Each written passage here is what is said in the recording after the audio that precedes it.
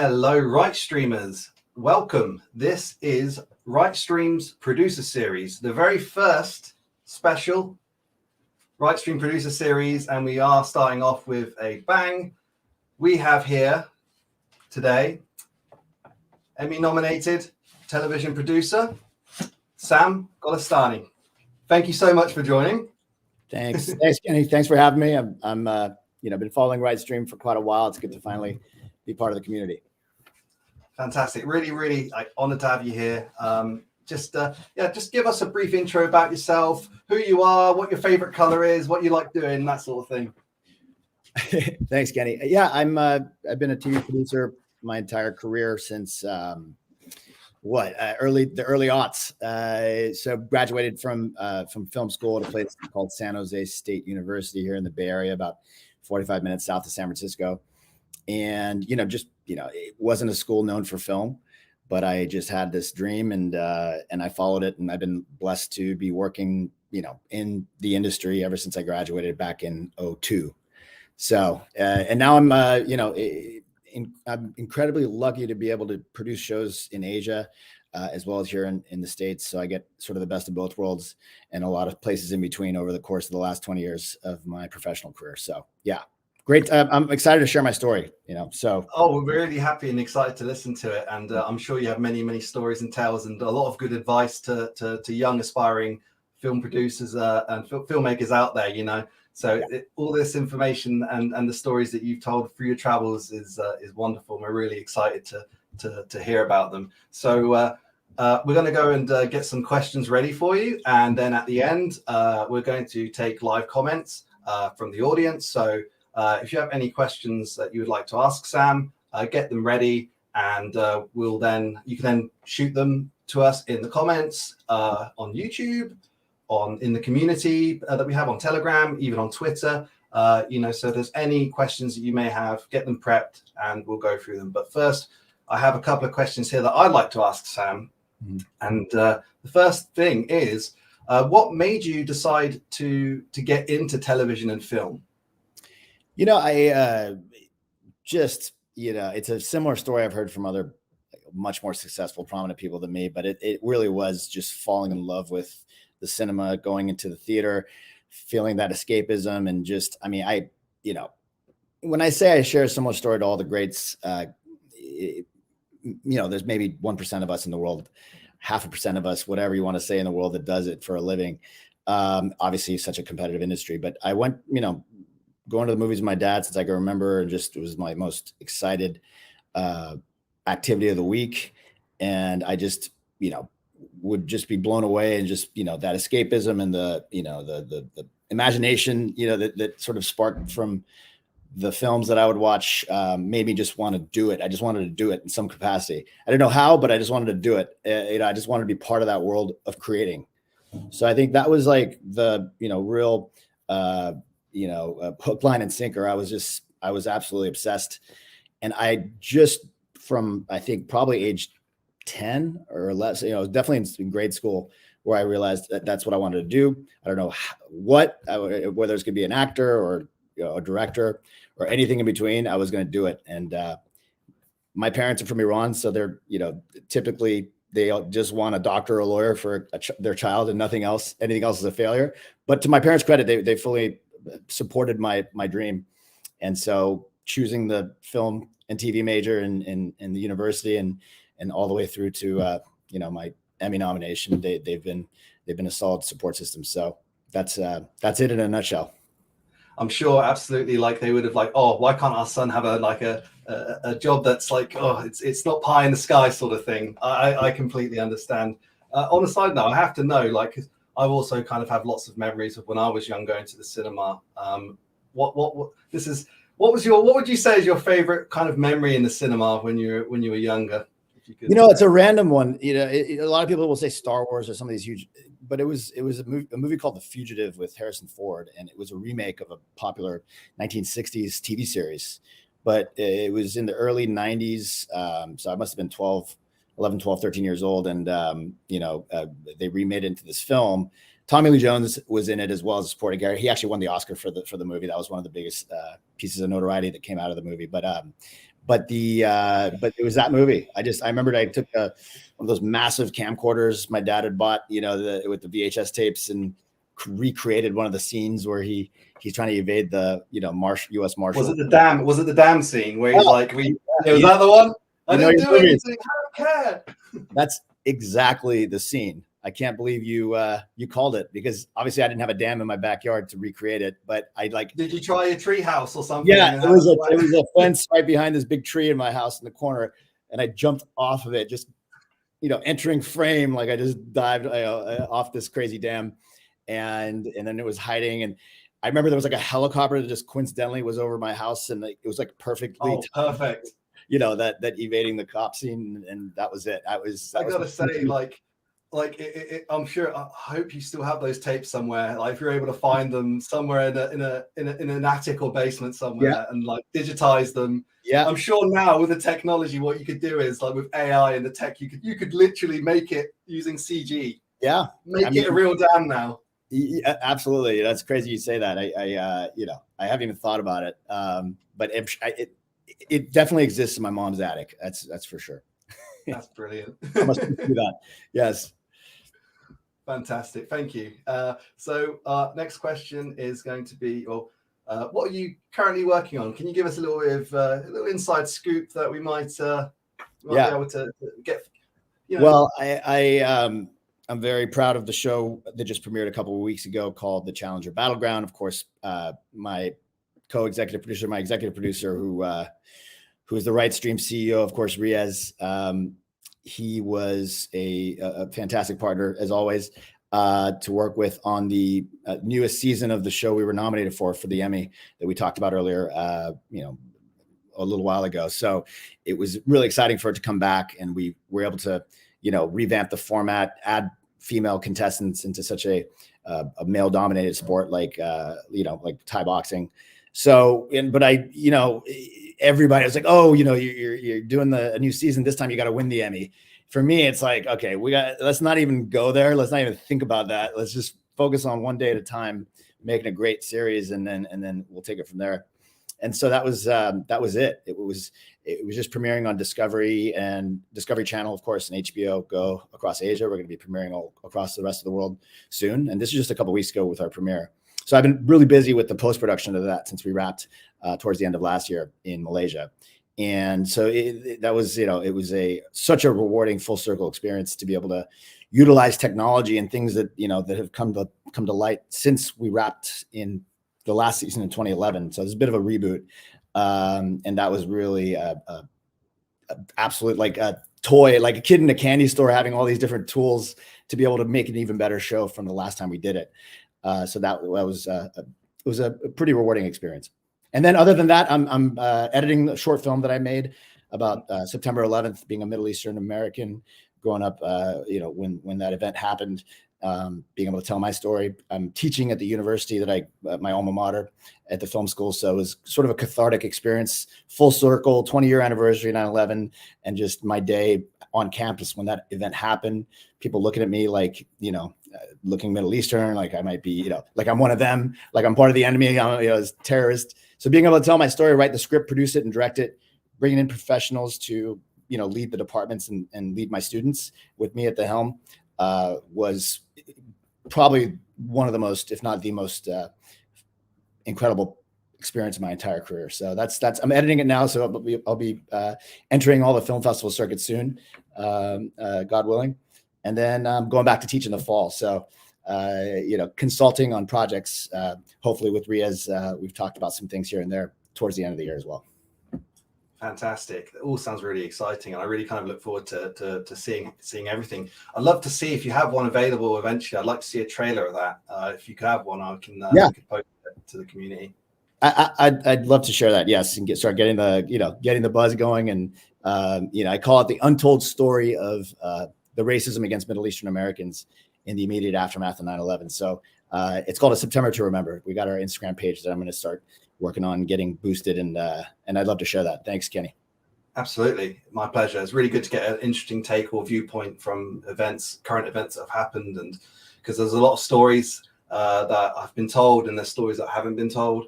And a part of ritestreams, you know, at its core, we want to tell these stories. We want these stories to be told and to be out there and available for people to watch, learn, and to, you know, entertain, of course, as well. All of it. So it is core of who we are. Absolutely important. So thank you. So you kind of touched on this a little bit. This question kind of follows up to what we mentioned. But when you're not producing entertainment, what else do? You mentioned that you teach as well. Yep. I teach, and it's kind of a double bonus when I could teach. And one of my classes where I'm making a film that my students are on my crew essentially. And I always tell them, this isn't a student film. This is a professional film fueled by students. Because I had, like I said, my industry friends coming up to be the director of photography or the lighting director or other various production manager, department heads. So yeah, I teach in between, which is a great blessing. It sort of revitalizes my own passion for what I do. Most of what I do in my career has been reality shows, unscripted entertainment, if you will, and then being able to go back to, you know, doing films, which I did sort of sporadically across my career, has been a nice sort of shifting gears. And you know, it feels easier when I'm making scripted films, because as unscripted, you know, you're really sort of shooting with 6-7 different cameras across the course of several weeks, hundreds of hours of footage that you got to piece together into, like, it's like a 1,000,000-piece puzzle. You got to piece together into, like, you know, this like 11 episode, 1 hour each week series when you're dealing with thousands of hours of creating story. So obviously there's a technique to it. There's a science to it that you know, I lead. But with films, it's a whole different sort of science and technique and art form that I love to also take part in. So yeah, and other than that, no, it's you know, been traveling quite a bit, and like I said, I love spending time in Asia, and want to spend more time in Europe, and but yeah, mostly immersed in the world of TV and film. I love going to the cinemas. My wife and I went last night and saw The Little Mermaid a remake, and going to films every week also, I'd say, revitalizes my passion for it. Fantastic. I got to say, like you were saying before, the fact that you're doing unscripted, which is such a huge thing. Like you said, you're dealing with so many parameters and so many bits and pieces, and because it's unscripted, it's unpredictable. So you have to make sure everything works and is there and on time and everything. There's a lot to it. So, but then it also means that when you do these other things, such as like you're doing a documentary or you're doing other things, that seems like nothing. Like you said, it really kind of like, it means that you can take on the world really. And like the world's your oyster in terms of what you want to produce and what you want to make, you know?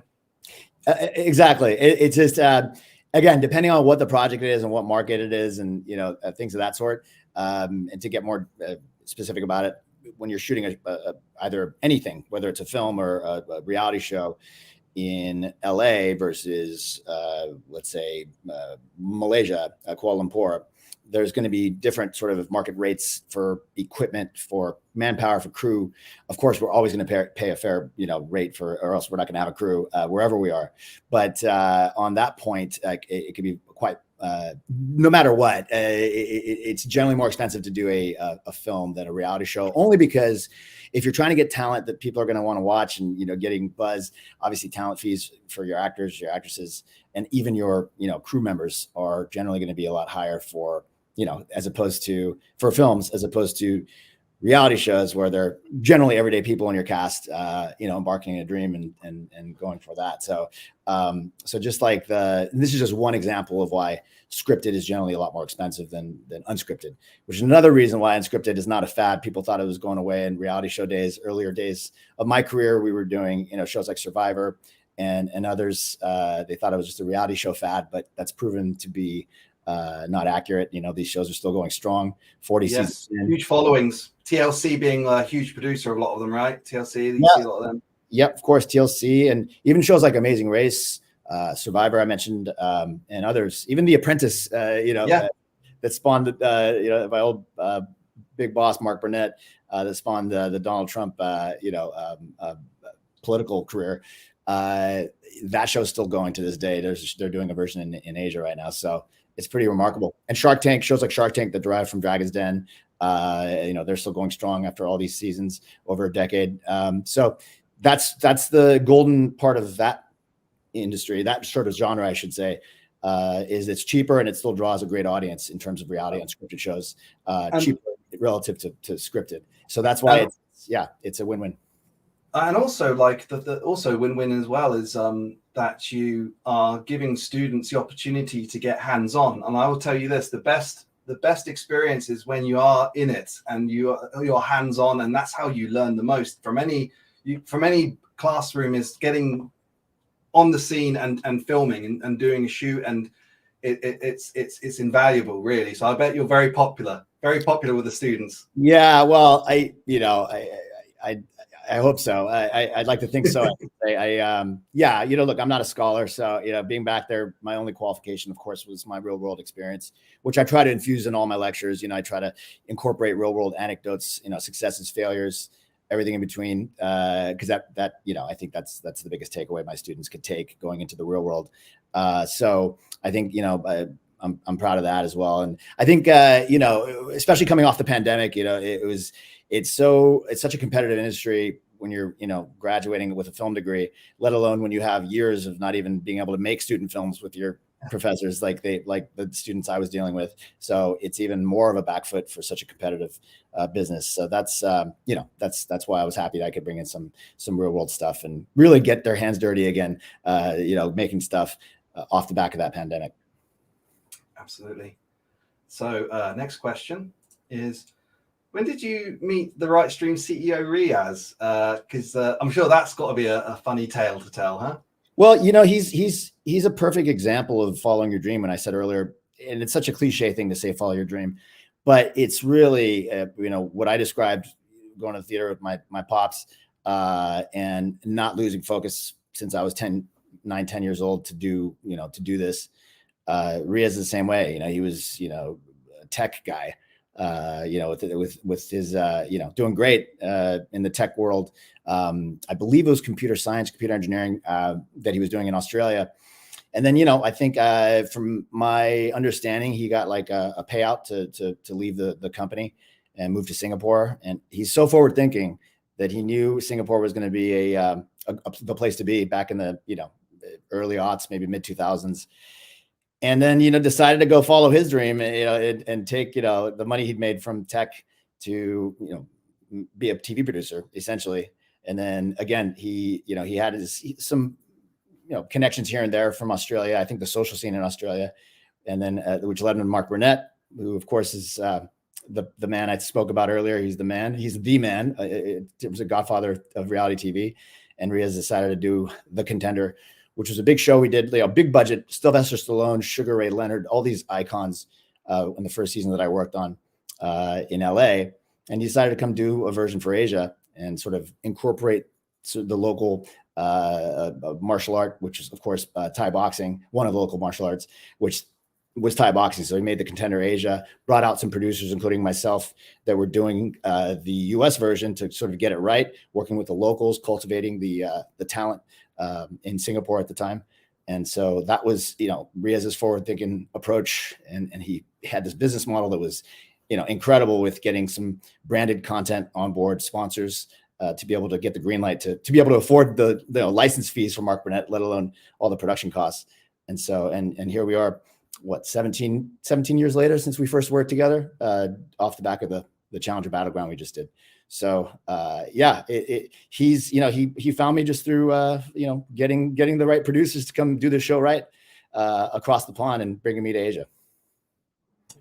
And here we are, as they say, right? The rest is history. The rest is history. And Riaz was incredibly important in my career, because after that first show we did, I was the only producer he brought back, LA-based producer. Sorry, so he brought back and then promoted me to be the showrunner, which is the top of the food chain in terms of the production crew, to be able to be the leader, to run the show, essentially executive producer and director for the Biggest Loser show we did after the Contender Asia, which was also a huge success, which got greenlit for multiple seasons.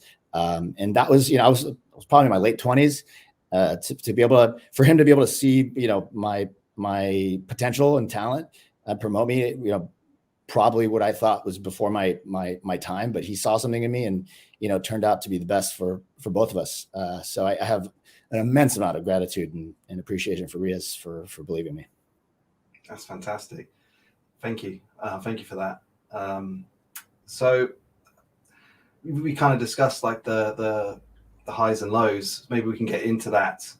What kind of challenges have you faced as a producer, and how do you overcome them? Yeah, I mean, look, it's so competitive. There's so many incredibly talented producers in LA, especially where I was living for quite a while, until I started getting the temptation to go back to Asia, with Riaz calling me for the next gig. So I would say, trying to find the right circle. It's all about who and how lucky you are, in a lot of these industries, but especially with film and television production. I'd say, the early days of just trying to, be a part of a series, trying to submit your resume. I haven't submitted my resume in a while, and that's a big blessing. But back when I had to scratch and claw to try to get an opportunity to jump on a show, because a lot of the shows are from, circles that, the executive producer, showrunner trusts their, supervising producers to staff. And so when you're sort of not in that circle, it can be challenging. So, and it's, and then I'd land something, and then that show doesn't get picked up for a second season, and I'm off looking again for the next thing. But if you're on a show that hits, Survivor, for instance, my friends on that made a career out of just that one show 20 plus years later. So it's really, the luck of, the series succeeding, finding an audience. 9 out of 10 shows don't get picked up for a second season. That's a fact. So that 1 in 10 that gets, that hits, of course, in varying degrees, could be make or break for somebody's career. So that was one side of it. Of course, the pandemic, when everything was shut down, was an absolute, nightmare for everyone, but especially our industry. Because not only, once things were managed in the pandemic, and even in the midst of it, it was really expensive to go forward with the production during the pandemic, because literally you're adding 25% to your budget just from having the medical staff to do the COVID tests and the whole sort of, 6 feet apart, and the masks, and, only the talent in front of the camera were allowed to not have masks, and the whole management of it was actually a lot more expensive. And of course, it extended the shoot. Anytime the shoot's extended, that's adding more money into your budget. So that was really tough as well. So it's all about just, you got to be resilient, and expect there's going to be times when you're not working for, a few months at a time, if not a year at a time, finding ways to make ends meet, but continuing to be creative. That's the key. Is just, asked me earlier what I do when I'm not making stuff is writing a script, coming up with concepts, developing my next pitch deck for Netflix and my friends there. And that's the thing. Never stop being creative during the downtime. Absolutely. You got to always kind of get the creative juices flowing. And in the start, like you said, you got to be hungry for it. You have to keep doing it, and you'll get kicked, you'll get knocked, but you have to get back up and keep going at it. Absolutely. Yeah. It's and Riaz is another prime example. He dealt with a lot of challenges when he started his producing career. Things were out of his hands. He was exploring where to shoot within Asia. And he's like, he had, deals that he signed and closed that ended up being breached. He's like a prime example for being resilient and just continue to put your head down and move forward to getting a show off the ground. So yeah, I can't say that enough. Brilliant. So I assume you know a little bit about ritestream. I'm sure you've had a couple of chats with Riaz about what he's doing. And could you just let us know, what do you think about ritestream and the value that it can offer to film and TV makers through all of your experience? What's the value to it for you? Would you say? As I stated earlier, it's all about who you know and how lucky you are. And there's a lot of, politics and bureaucracies and red tape to try to get your idea to the right person. So, whether it's any of the streamers, Netflix, I mentioned Amazon Prime, it's very tough to get in the door. And you can get an email and you're going to shoot an email, a cold email, which 9 out of 10 times don't get answered. So I think, it's providing a platform to cut through all that red tape and not having you win a lottery just to get your great idea to the right person to get it greenlit. So I think it's remarkable. I think it's really just a direct to a creator, sort of direct to the studio, direct to the public, opportunity that didn't really exist. I mean, there's YouTube, of course. Everybody has a YouTube channel now, but I think this sort of elevates past just posting your idea or pilot or a sizzle to YouTube. But this gets it more into like a more serious sort of platform and avenue towards the right person to be able to, bring your show to life. So that's what's really cool about it. And I think it's, it's something that I'm all about. I'm fully endorsing.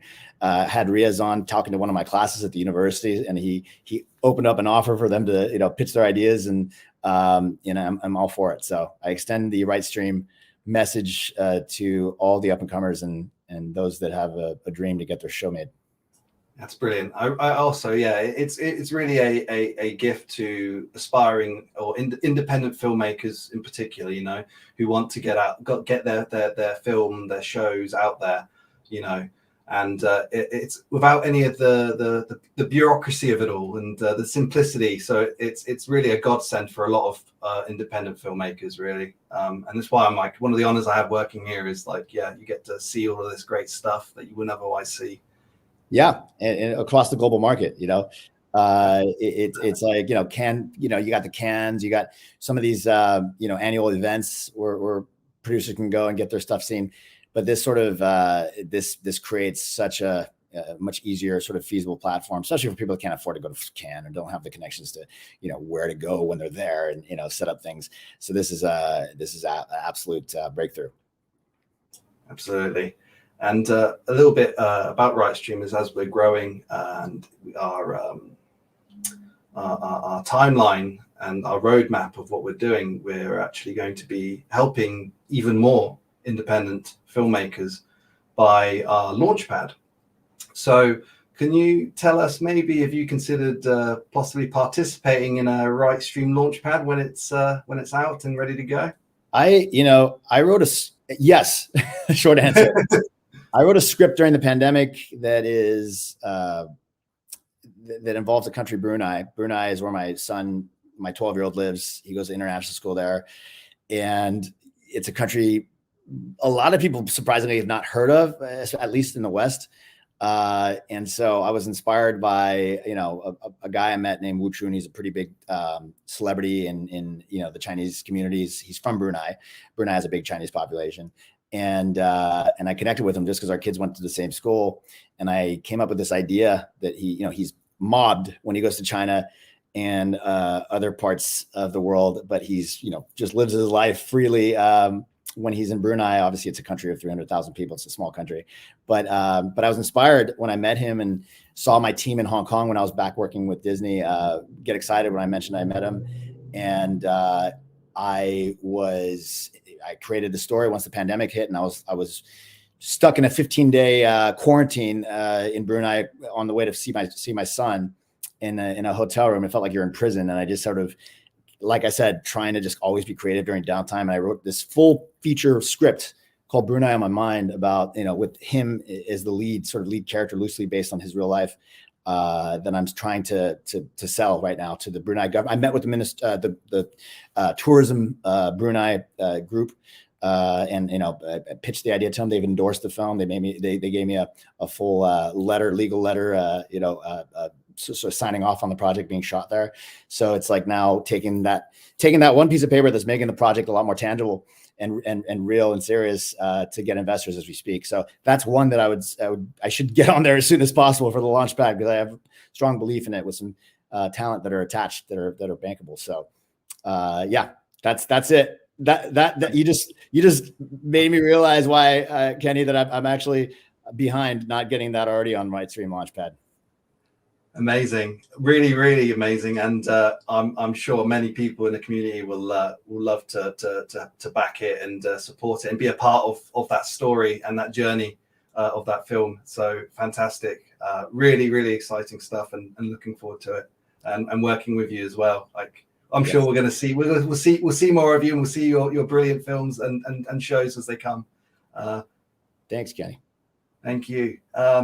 So just in general, this is more general before we get to the community questions. What qualities do you look for when producing a show or film? Originality. I mean, that's a simple answer. Probably the easiest question you've asked so far. It's got to be original because of the times we're in. You know, the landscape with all the streamers and all the competition.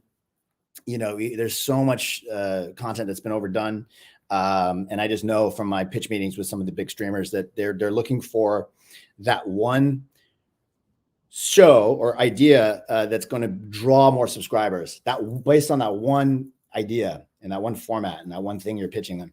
That's their sort of, you know, big criteria to filter out the thousands of pitches they get daily. Is that one idea that's going to be original and draw people that might not be let's say a Netflix subscriber to come in, and based on that one promo or trailer they see, they come in and subscribe and become a new member. So that's got to be original. And, you know, we're in this ADD landscape, attention deficit disorder landscape of constantly on your phones and social media and TikTok, that you need to be. If you're not that original, then you don't stand a chance.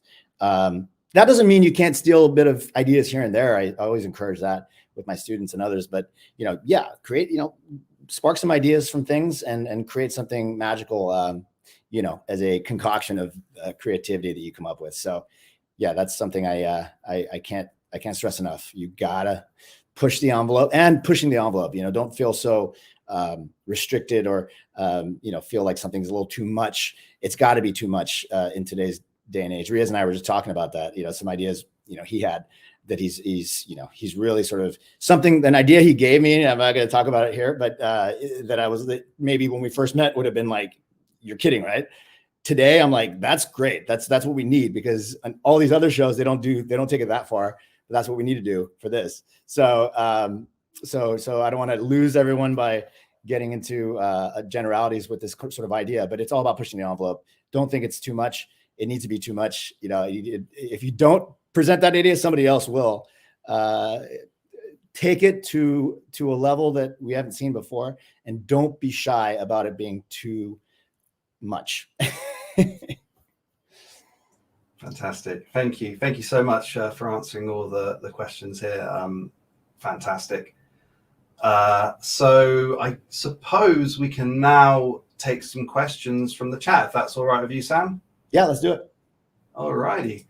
So if anyone has any questions that they would like to ask Sam, you can write in the comments, you can write in our Telegram group, and our mods will post them into in here so we can get them up on screen. So, yeah, let's see here.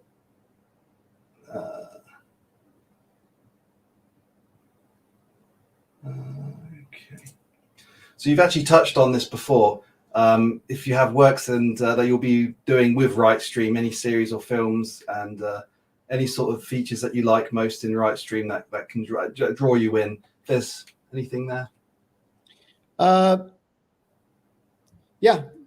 You know, so features that you like the most in ritestream that draw you. Well, you know, of course, I just mentioned the film that I want to have on the ritestream Launchpad. So that's first top of the list. Of course, my short film that my sort of based on my real world experience during 9/11, that short film I did with my students. That's another one that I think we can definitely find a place with ritestream to be beneficial for everyone. But yeah, I think regarding it's basically having like-minded people and also folks that are looking for strong content that I can provide. It's just basically the connection. It's like the magnet, you know, get it coming together with ritestreams as a platform with these two of my films that I'm thinking of right now, the short film and the feature film, one of which I've already shot and editing, the other which I'm still trying to get it greenlit to make the feature film. So it provides all kinds of different avenues for me to work with. Brilliant. And we have a question here. Do you invest in crypto? And what do you think about cryptocurrencies and NFTs? So yeah, I'd like to get your input on that. What's your thoughts on crypto in general? Yeah, I mean, look, I'm not as educated, to be honest, about it. Of course, I should be, especially with NFTs and really coming into my creative space. There was a team I was working with developing a series on NFTs that I was sort of helping them come up with some ideas, because it's such a I feel like I'm not alone when I say that I'm kind of generally clueless with the crypto and NFT world. But I'm educating myself more and more, and I think there's a great opportunity to come up with something really unique to tell the story of why it's going to be, it is a game changer, especially in the creative space. So I want to, I will look to invest more in it, whether it's my time or my financials. Yeah. I think you'll have long discussions with Riaz when you next see him about it, and you could chew his ear off, and he'll tell you he's a veteran, so he could tell you all about it. He's an OG crypto guy. I know. He's an OG crypto guy. Yeah, he told me he started about 10 years ago now, which is I think OG. it was way before. Yeah, and now I think it really only just blew up in the last few years. But yeah, I think he's the perfect person. He's just so busy. I don't. Yeah, exactly. Time. He's just so busy. But yeah, I think that's important. And you mentioned this. Are you still working now with some of the students you had? Like, or will you bring? Actually, I'll add on to her question, Chibi's question here. Will you be including them in any of the things going forward, like that you're working on now? I'm glad you asked that. Yeah, I had two of my students who graduated, because I had one of my classes, advanced production class. They graduated, and in that very summer after the spring semester, I had them come out, and they were a great part of our team for the Challenger Battleground we shot in Malaysia towards the end of last year. So I had them, straight from the classroom to the set, essentially. And so I provide that. I actually incentivize my students that they do a good job, they put in the effort. Then I'd love to actually hire them on the next project. So to really give them their start in the real world. So that's so yes, to answer your question, I'm in touch with a few of my students still from the past, and I'm looking forward to meeting a new batch in the fall when I'm back at the university. But yes, that's actually a really important point that Chibi brought up, is because I love being that bridge from this university that I got my start in, that's not known for their film school, to really make it a formidable institution to go to for film, and be as good as anybody coming out of the USCs or NYUs of the world. That's brilliant. I mean, it is amazing what you're doing as well, because it's like you're giving them an opportunity that like otherwise they may not have had, and you instantly see it in them in the way that people saw it in you when you were young, when you were in like university. And I'm sure you see that spark, that something in them that people saw in you as well, right? So it's like you're bringing it on, like you're passing it. You're giving it back, giving it back. Yeah. It really feels that. You hit it on the head, Kenny. Yes, it does feel like it giving back in full circle and all that. So yes, brilliant. Rightio. Do we have any more? Let's see.